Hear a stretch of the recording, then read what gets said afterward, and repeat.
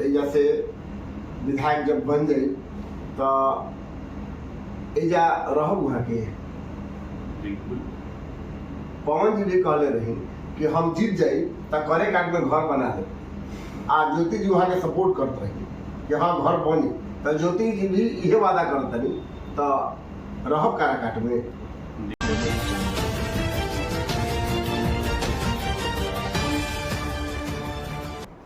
नमस्कार प्रणाम रउआ देखल बानी भोजपुरिया दस्तक। हम अभी विक्रमगंज में मौजूद बानी और जहाँ मौजूद बानी वजह हमारा मिलनी है काराकाट विधानसभा में निर्दलीय प्रत्याशी के रूप में अपन नामांकन करावे वाला सीनियर स्टार पवन सिंह के पत्नी ज्योति सिंह के भाई ज्योति सिंह जी के भाई से मुलाकात भइल ह। यहाँ के का कुछ कहतनी का काराकाट के जनता से घूम के यहाँ के अभी तक पैनी और लोग के यहाँ के किस तरह से अपील करब वो तो हमने के सब कुछ जानल जाई, लेकिन सबसे पहले जाननी कि काराकाट बहुत हॉट सीट हो चुकल बा और काराकाट के चर्चा आज बिहार के चप्पा चप्पा 243 विधानसभा में से दुइये को ऐसा सीट बा जो बहुत चर्चित बा। एगो खेसारी लाल यादव के छपरा, दूसरा काराकाट। और यही काराकाट में ज्योति सिंह के अपन सगा भाई एजा मौजूद बानी। हमने की बातचीत कर ली भोजपुरिया दस्तक के साथ। तो सबसे पहले यहाँ के परिचय हमने जाने का नाम बोलिए भैया। हमारा अंचल नारायण सिंह नाम है और सबसे पहले आपके जो भी आपके चैनल के देखे वाला दर्शक में हमारा कोटि कोटि नमन करता नहीं। रुआ क दिन से ये विक्रमगंज बानी हमने के तो जब से नॉमिनेशन करी है तब से लेके आज लगातार मतलब 20 तारीख के नामांकन भइल रहे, आज 23 तारीख 3 दिन लगातार विक्रमगंज में हो गई। तो पूरा चुनाव तो रहा ही के हुई, चुनाव आदो रहे के हुई, चुनाव आदो रहे के हुई। बिल्कुल लोग सवाल लोग करता कि ज्योति सिंह चुनाव जीती हम तो चलिए हम बोलिए। देखिए हम बताते हैं, ज्योति सिंह लोकसभा के जो चुनाव भइल ओकरा में बहुत मेहनत के लिए रही पूरा जनता जनाटे और तब से लेके आज तक ज्योति सिंह काराकाट के छोड़ ही नहीं थी। लगातार ये तो बात सही बात आई गई जो कर बात ये तो हमने के देखा था नहीं जा। तो रउआ ये बताएं जो भी सवाल कर हमारे देश की जनता से चाहते हैं, ये जनता जनार्दन जो आप ये सवाल कर रहे हैं कुछ लोग ही होंगे जब इतने वर्षों से 1.5 वर्षों से लगातार इस क्षेत्र में हमारी बहन आ रही है जा रही है, किसी के दुख में किसी के सुख में, तो ये कैसा सवाल है कि ज्योति सिंह जीतने के बाद काराकाट छोड़ सकती है? कभी नहीं हो सकता। ज्योति सिंह के लिए काराकाट बना है। आज की डेट में पूरा समाज पूरा काराकाट के लोग इतना प्यार दुलार देता, हमने के जहाँ भी जाते हैं जब ज्योति में बहुत ही अच्छा लगा था। हमने के कबो इसे ना कर सकते आज जब भी विधायिका बन जाए काराकाट से जनता के प्रति तो बैठे ही पड़ी, जनता के सामने तो बैठे के पड़ी, तब ये कौन सवाल नहीं। अच्छा ज्योति रुआ से बड़ है कि छोट है? छोट है। कब बरस के लगभग छोटाई बढ़ाई बा दोनों आदमी में? 5-6 वर्ष। तो एगो बहिन खातिर भाई के काराकाट के जनता से कुछ अपील बा? देखिए काराकाट के जनता जितना प्यार प्रेम आशीर्वाद देता, हे देवतुल जनता आप लोगन के प्यार देख के तो एकदम दिलवा गदगदा गई बा। ऐसे ही प्यार आशीर्वाद बनौले रही कि हमारे बहन के विधायक बनाई और विधायिका जब बन जाई हम तब हमनी के दिखाओ जी काराकाट के जनता के कैसे विकास होला। हर जगह हमके बहुत जगह से पता लगा बा कि भ्रष्टाचार बहुत ज़्यादा बटे काराकाट में। तो हम ही कहते हैं कि जैसे हमनी के जीतम जाओ गराबाद जौनी एगो गरीब आदमी सब जाला निवास बनवावे, आय प्रमाण बनवावे, जाति प्रमाण पत्र बनवावे, तो ओकरा से जौन भी मांग होला और जिस तरीके से प्रताड़ित किया जाता है उसको बार बार उसको बुलाया जाता है, बार बार चक्कर कटवाया जाता है।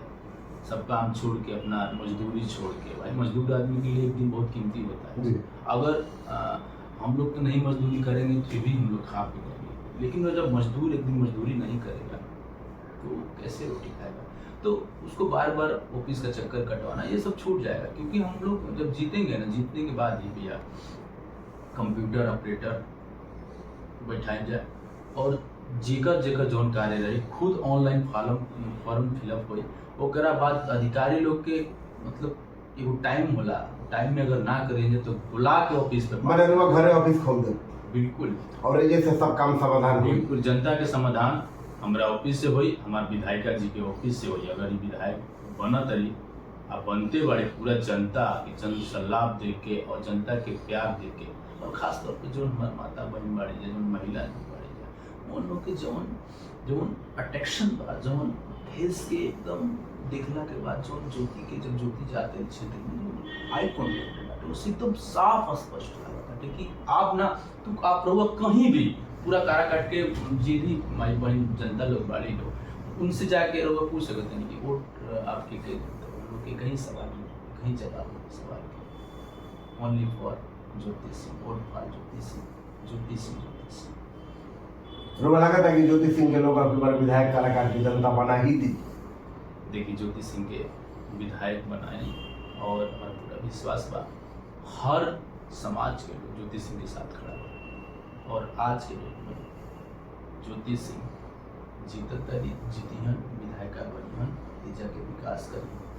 बंदना राज कहली या बहुजन समाज पार्टी से एगो अभ्यर्थी बनी, कहली है कि लोकल के ही मदद करे के चाहिए, लोकल के ही प्रतिनिधि चुने के चाहिए।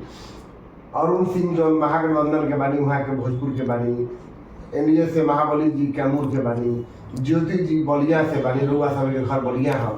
तो फिर काराकाट में जब चुनाव लड़ रही लोकसभा के पवन सिंह तो वहाँ के कहल रही कि हम काराकाट में घर बना ले, तो ज्योति जी भी चुनाव जीत जाए, एक जगह घर बनी का।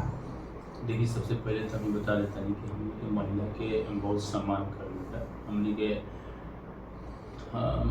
क्षत्रिय समाज से हमने क्या जब माँ भवानी की पूजा करनी हमने के, और हमने के धर्म में इन्हीं के बताए हुए कि लोग महिला के सम्मान न कर, बहुत महिला के सम्मान करेंगे, बहुत महिला की इज्जत करनी चाहिए। और हमने के घरे ही सिखावल गई बटे कि सबसे स्वर पर जो है स्त्री है, महिला है, महिला का पूजा कीजिए क्योंकि वो देवी का एक रूप होगी।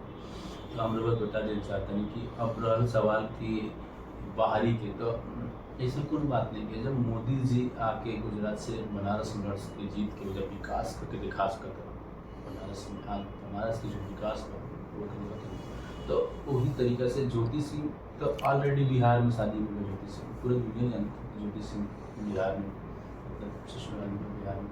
तो ज्योति सिंह काराकाट में लगातार 1.5 वर्ष जो मेहनत के लिए बड़ी, तो काफ़ी कहा लगा था कि ज्योति सिंह विधायिका बनने के बाद ज्योति सिंह छोड़ के चल जी हाँ, जब कुछ ना ज्योति सिंह जब विधायिका नहीं की, जब काराकाट में इतना मेहनत करते कुछ किसी छोड़ के चल जी। पवन जी भी कहले रही कि हम जीत जाए तो काराकाट में घर बना ले, आ ज्योति जी वहाँ के सपोर्ट करते रही कि हाँ घर बनी, तो ज्योति जी भी ये वादा करते नहीं तो रह काराकाट में। देखिए पवन जी अगर जीता रहता तो जहाँ तक मन कर जानते नहीं जरूर दोबारा बने, लेकिन वो मतलब पब्लिक जो बाटे बहुत बढ़िया रिस्पॉन्स है, वोट अच्छा मिलल काफ़ी, लेकिन हार के सामना करे पड़ा। लेकिन ऐसा नहीं कि आज के जो माहौल बाटे बहुत बढ़िया बाटे और ज्योतिमय हो गई बाटे। ज्योति जीत जी हाँ तो कहाँ काराकाट छोड़ सके जाए, पूरा विधानसभा कैसे जा सके।